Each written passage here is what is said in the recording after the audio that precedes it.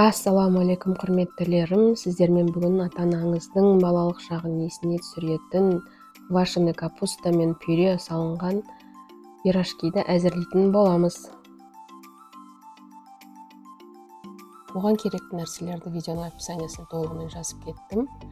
Осылай барлығын салып, жылы күйінде, сүтті де қолыңыз күймейтіндей суды дайындап, мен дрожжды алдын ала 5 минут бұрын суға дайындап алдым.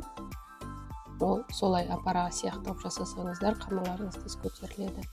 Осылай жұмсақ етіп қамыр илеп аламыз. Мен оливковый масломен қайтарып, қайта илеп қойдым.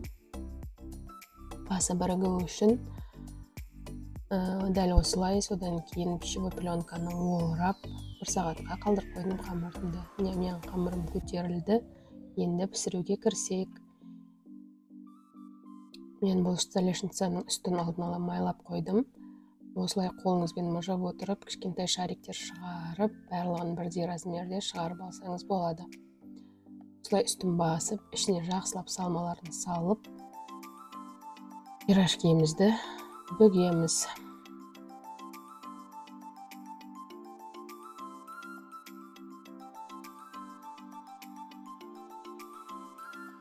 Осылай барлық шетін бөгіп жабыстырып аламыз.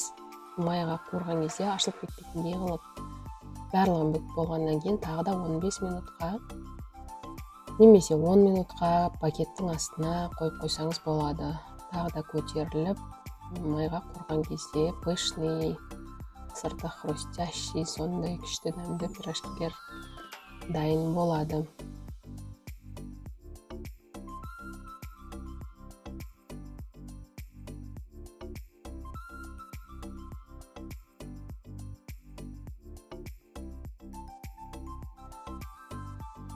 Сіздерге ас болсын. Видео ұнаса, лайк басып, каналға тіркеліп, досыңызбен бөлісуді ұмытпаңыз.